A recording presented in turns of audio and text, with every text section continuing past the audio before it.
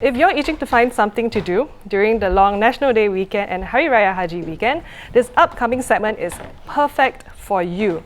Lovers of art and culture will be happy to know that there are a few art shows to catch up on. Now, if that isn't your cup of tea, then how about tasting a selection of made-in-Singapore spirits? To tell us more, I have Olivia and Anjali here with me. Hi both. Hi. Very nice National Day colours. It wasn't planned, I know, but very nice anyway. So Olivia, there are quite a few local art and music shows happening in the next few months. Can you tell us about one happening this weekend? Well, this weekend we have the Singapore Symphony Orchestra National Day concert, and that's always quite popular. I think this year they have a number of quite famous local names like Joanna Dong, the vocalist, and Jeremy Montero, cultural medallion recipient, piano jazz legend. And besides your typical local favorites like Home, the National Day song, they will also be premiering some new works. I think one of the more interesting ones is the Raffles March, which was written by A. Dietz, who is a very little-known composer who was the director of the Raffles Hotel Orchestra. And this was written in 1915, and we know it was performed in the hotel in 1922, but after that it just sort of dropped off the radar, and it was only the score was found again 2 years ago in the National Library. And now it's going to be put on in a new arrangement and at the concert. So this is going to be its premiere after more than a century after its composition. That alone sounds like it's worth going for the concert, just to hear the Raffles March. So where can viewers go to this, if they want to get tickets to this concert, where can they go to?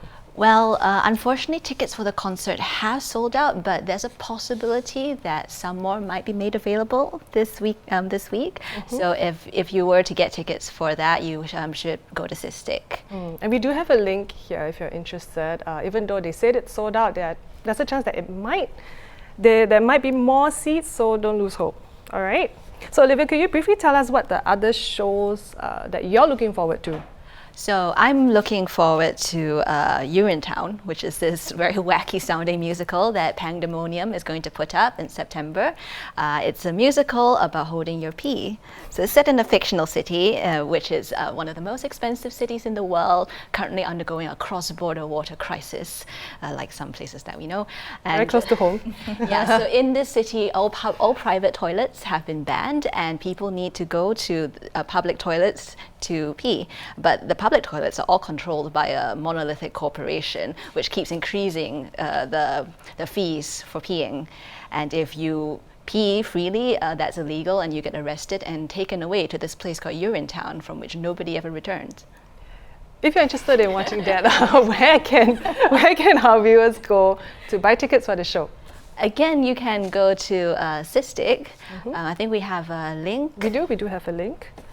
But that one is for National Day. But in any case, it's by Wild Rice and Sistik, so you can just go to Sistik. It's by Pangdemonium and Sistik. Oh, yes, sorry, Pangdemonium, not Wild Rice. So there's another show that you're looking forward to. I believe it's called Merdeka. We were discussing about it earlier. That is the Wild Rice play. It's a different twist on the bicentennial. So since we're celebrating, we're marking 200 years since Raffles arrived in Singapore. So Merdeka is by Alfian Saad in collaboration with Neo Haipin. It's provocative kind of play. It's a look at how 6 young people form a group called Raffles Must Fall in order to investigate and look at Singapore's colonial legacy. So that's going to take place in October, and it's in Wild Rice's new Funan Theatre. So if you've been looking for a chance to check out that space, this would be a good show to do that with. Great, thank you so much, Olivia. So I'm looking forward to Urinetown. So Anjali, you've heard her picks. Anyone you're interested in, or actually? Yeah, Urinetown sounds hilarious. I could really keep it together. She was explaining it, but yeah.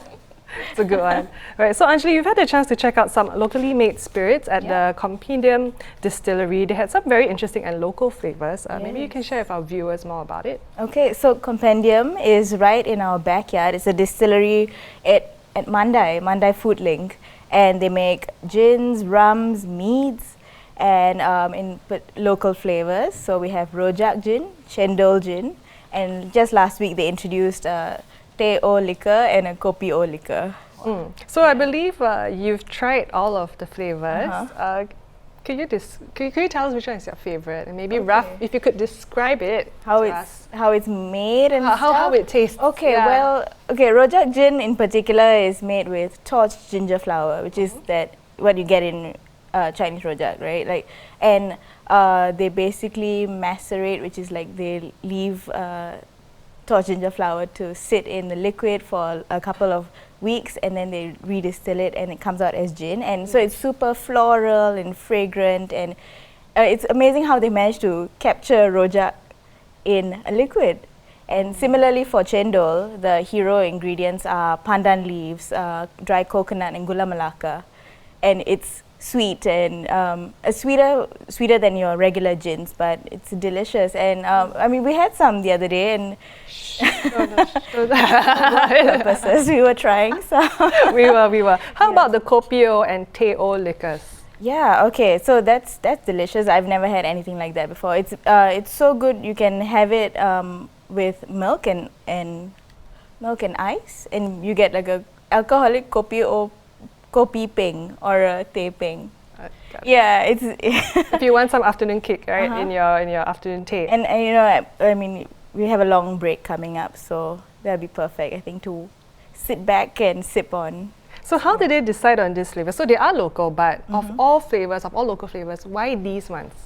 I guess they're so uniquely Singaporean. Like rojak is very Singaporean, as is chendol, or Malaysian for that matter. But you know, I'm not going to debate that right now. But they just lend themselves with vibrant, refreshing, bright flavors. So they're starting with that. I'm not sure what else they have under their sleeves that they're working on, but also kopio and teo, because Nanyang coffee and the super cow tea that we get at the kopitiam, they just wanted to capture those flavors, and it's not something you can get from anywhere else in the world as well. Yeah. So could you tell us personally which liquors you like What's from the selection that we're talking Okay, I about? like a lot of liquor, but from the selection, I particularly like the chendol gin, because it's I've had it with ice cream soda, which is also very Singaporean, and it's just sweet and delicious and yummy. Yeah. Olivia, is there any flavor that in particular you think you might want to try? I think I'm quite sold on the chendol gin. Yeah. It's one of my favorite desserts. I think the teo also sounds really great. I Yeah. definitely want to try the teo one for sure. Right. So if like us, if you know you want to try this gin liquors that Anjali is talking about, where can we go? Okay, so there are a couple of bars around town that have these gins in stock, like Native on Amoy Street and Smoke and Mirrors on the roof of the National Gallery. And you can also get it off their website, which is compendium.sg. Well, thank God for online shopping. I know, right? So is producing such local flavors a trend for local distilleries here? Maybe you could give us an update on the local Singapore scene in the past 3 years? Yeah, I mean, even just in the past year, all the new gins that have come out, we started with Tanglin Gin in July last year, and then shortly after that, it was Brass Lion Gin, and then now we have these guys, Compendium. But it's also like, even from 3 to 5 years ago, there's plenty of beer coming out of Singapore. Archipelago has been around for quite a while. Actually, they've been around since 2006, but also these new guys called Pink Blossom. They have a micro brewery in Ubi. They make their own beer. It's great. Like, it's a very exciting time to be drinking alcohol in Singapore. Definitely. So what will you be doing this long weekend? Maybe not so much drinking, but I'll be at the Westlife concert. How about you, Olivia? I think I'll be catching up on my reading.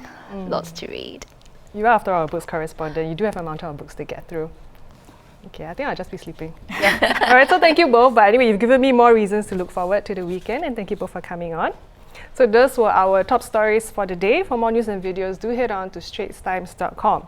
Once again, I'm Melissa. Join us tomorrow at the same time, same place for more big stories.